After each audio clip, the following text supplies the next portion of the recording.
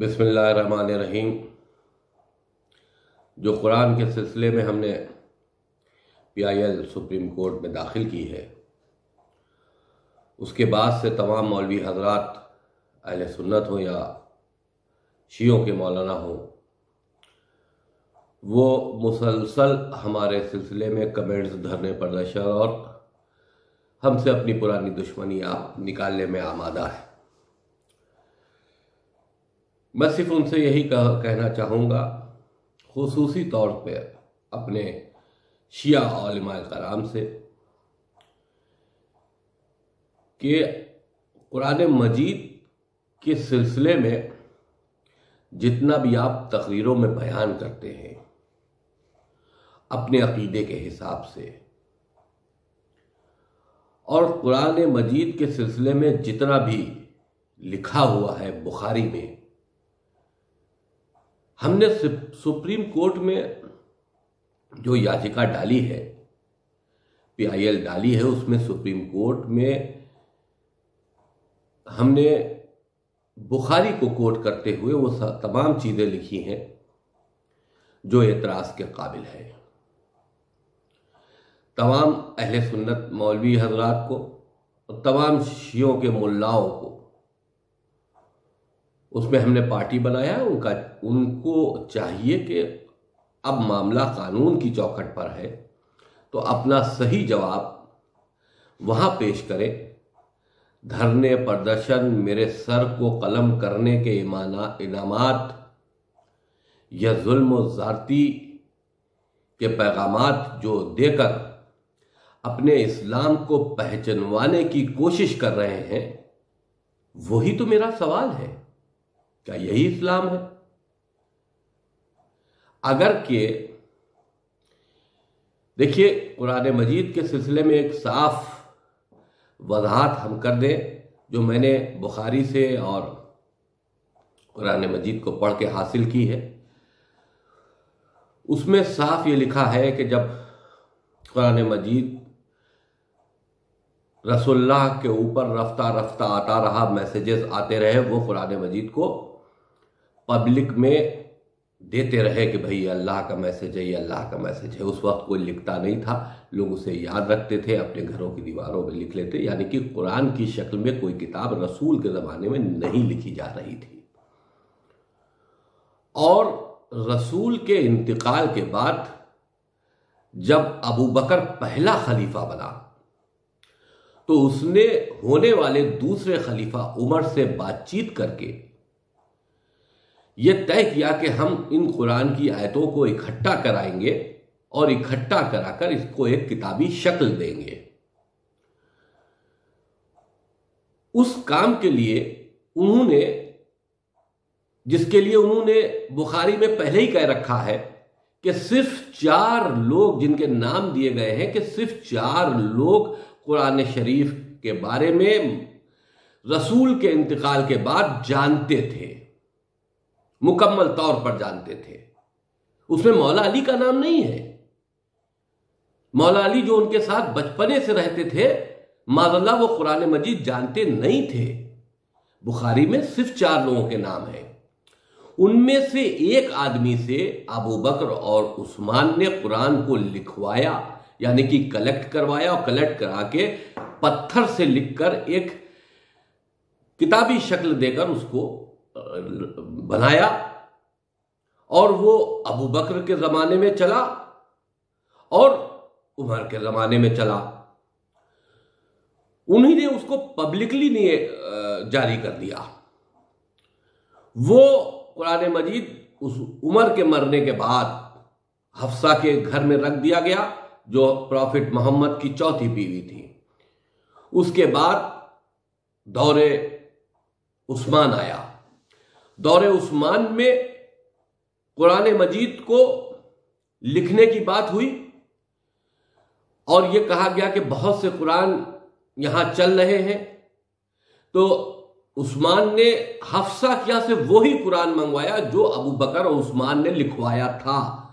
منگوایا اور منگوا کر اس کی 4 جلد کروائی، کاپیاں کروائی، اور وہ حفصہ کا قرآن مجید حفصہ کو واپس کر دیا۔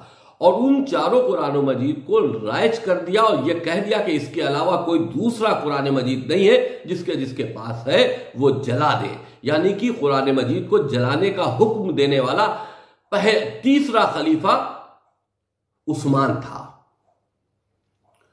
اور کتابی شکل میں جو لوگ اس وقت بھرم پیدا کر رہے ہیں کہ اللہ کی طرف سے کتابی شکل میں قرآن آیا اور اعتراض ہو رہا، نہیں، کتابی شکل میں آیا ہوتا تو کوئی اعتراض نہیں کرتا، چاہے اس میں کچھ بھی لکھا ہوتا۔ رسول آیتیں بیان کرتے گئے، اس کے بعد آیتوں کو اکٹھا بعد میں رسول کے مرنے کے بعد میں آیتوں کو اکٹھا کیا گیا اور ان کو جمع کر کے ایک کتابی شکل دی گئی۔ اب جمع کرنے والے کون تھے؟ کیا وہ آل رسول تھے؟ نہیں، صحابیوں میں سے تھے۔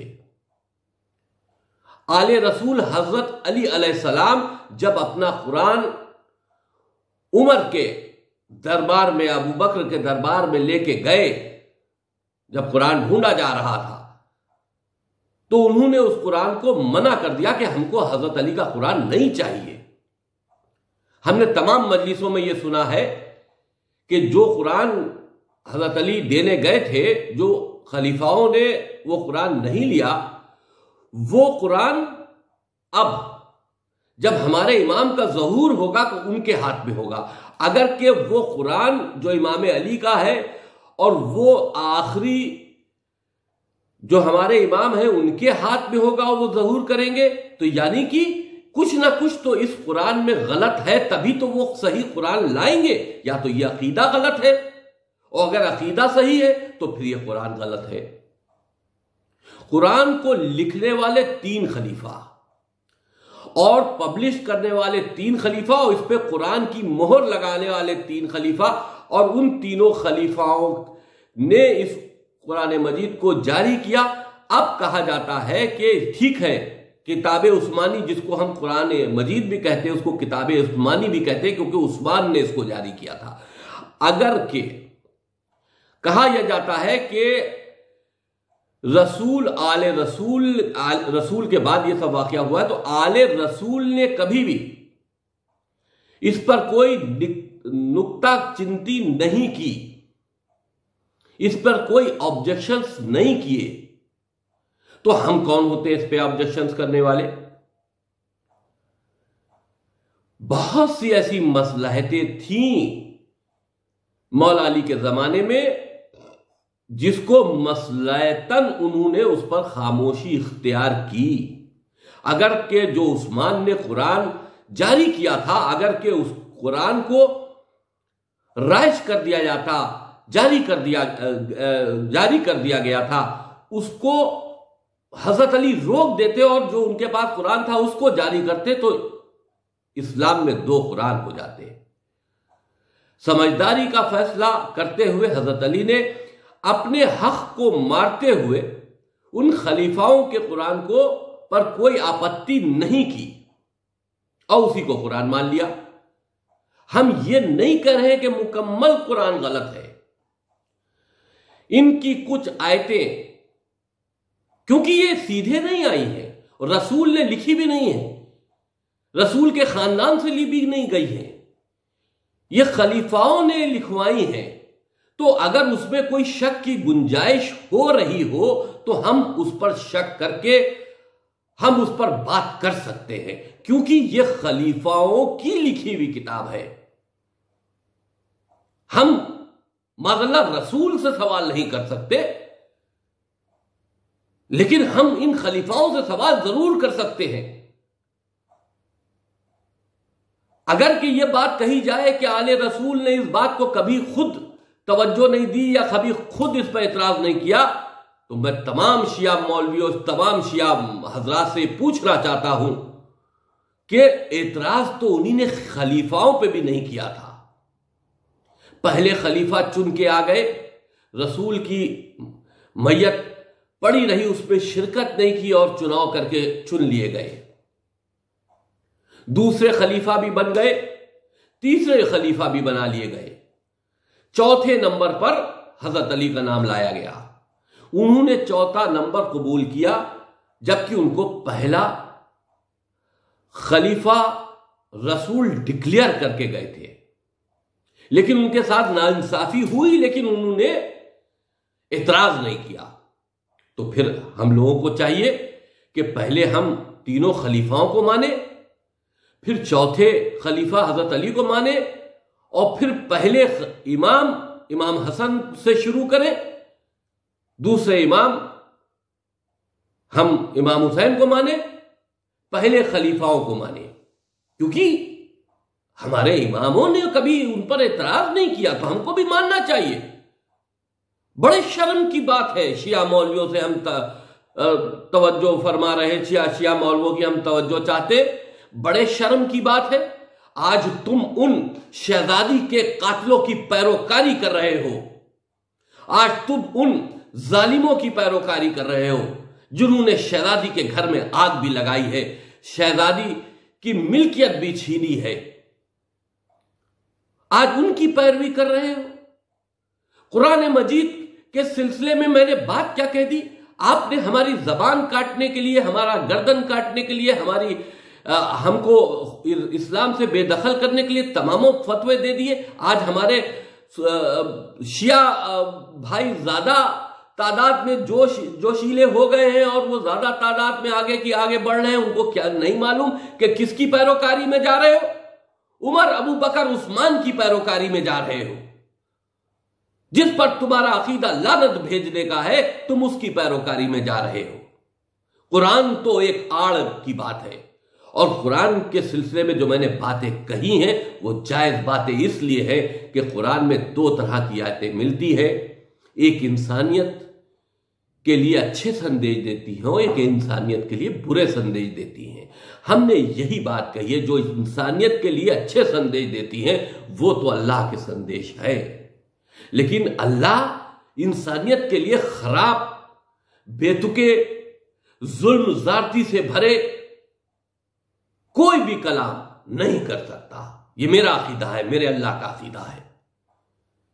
ہم اپنے اللہ کے اوپر عقیدہ رکھتے ہیں، اپنے رسول پر عقیدہ رکھتے ہیں، اور ان کے ذریعے جو قرآن مجید کی آیتیں اتاری گئیں اس پر عقیدہ رکھتے ہیں، لیکن کتاب عثمانی پر چیلنج کرتے ہیں۔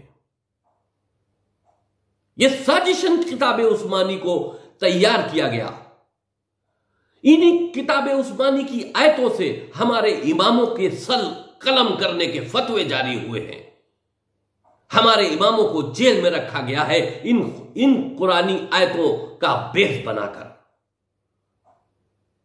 ہم کو بھولنا نہیں چاہیے کہ ہم کیا کر رہے ہیں۔ 1400 سال پہلے اگر کسی نے آواز نہیں اٹھائی تو اس کا مطلب ہے اس حق کی بات کی آواز کوئی نہیں اٹھانے والا ہے۔ ہم کب تک ان کے تلوے چاٹتے رہیں گے؟ آج بھی ہم انہی قرآن کی آیتوں کے تحت پوری دنیا میں کاٹے جا رہے ہیں۔ ہم غیر مسلم سب کبھی پاکستان میں، کبھی افغانستان میں بری طرح کاٹے جا رہے ہیں، اور اسی قرآن کے حوالے سے کاٹے جا رہے ہیں۔ قرآن ایک وہ کتاب ہے جو چھوٹے موٹے انسان کی یا کسی چھوٹے موٹے عالم کی نہیں ہے، یہ اللہ کی کتاب ہے۔ اللہ جب بندوں سے کلام کرتا ہے تو اپنی اس لینگویج میں کلام کرتا ہے، اپنے ان وچاروں کے ساتھ میں کلام کرتا ہے جو پورے انسانوں کے لیے ہو، خاص کر کے کچھ لوگوں کے لیے فیور میں ہو، خاص کر کے کچھ لوگوں کے لیے خلافت میں۔ ہمارا اللہ ایسی دوہری نیتی اپنا نہیں سکتا۔ لاؤ مولا علی کا قرآن۔ ہم تو کہتے ہیں، چلیے میں رٹ واپس لیتا ہوں، ہم چیلنج کرتے ہیں شیعہ مولوی حضرات سے، عالم دین سے، جو 26 آیتوں کے سلسلے میں ہم نے رٹ داخل کی ہے، اگر ان 26 آیتوں کا عمل آل رسول نے، یعنی کہ پہلے امام سے لے کے آخری امام تک، اپنی زندگی میں انہی نے اس کو کر کے دکھایا ہو، اپنی عملیہ زندگی میں اس پر ان لوگوں نے اس پر اپنے سے جوڑتے ہوئے کوئی عمل کیا ہو اور کتاب میں لکھا ہو ہماری، ہم کو لا کے دو، ہم آج اس PIL کو واپس کریں گے۔ قرآن مجید ہم اہل بیت کو کہتے ہیں بولتا قرآن ہے. جو قرآن بول رہا ہے وہ ان آیتوں پر عمل نہیں کر رہا ہے، اور جو قرآن خاموش ہے، کتاب کی شکل میں ہے، اس سے تم یہ امید رکھ رہے ہو کہ جو اس میں لکھا ہوا ہے سب صحیح ہے. اعتراض تب نہیں تھا جب رسول لکھتے تھے، اعتراض تب نہیں تھا جب اللہ کی طرف سے آتی. اعتراض اس لیے ہے پیدا ہوتا ہے کہ اس کو لکھنے والے خلیفہ تھے، ڈھونڈوانے والے خلیفہ تھے. ہم لوگوں کو اس سے دور رکھا گیا تھا. آج ان کے مرچیں اسی لیے لگی ہے کہ ان کی سازش پکڑی جا رہی ہے. انہی نے خاکہ کیچھا تھا دنیا میں انسانی آتنکواد کو پیدا کر کے اور پوری دنیا پر چڑھائی کر دینے کا، پوری دنیا میں قتل و عام کر دینے کا. اس کا سہارا انہی نے قرآن شریف میں چھوٹی چھوٹی سورے ڈال کر، چھوٹی چھوٹی آیتیں ڈال کر لیا ہے. ہم ان آیتوں کو چیلنج کر رہے ہیں کہ یہ راشٹر کے ہت میں نہیں ہے. اس سے راشٹر کو نقصان ہے، ہماری دیش کی سرکشا کو نقصان ہے، ہمارے مسلمان نوجوانوں کو نقصان ہے.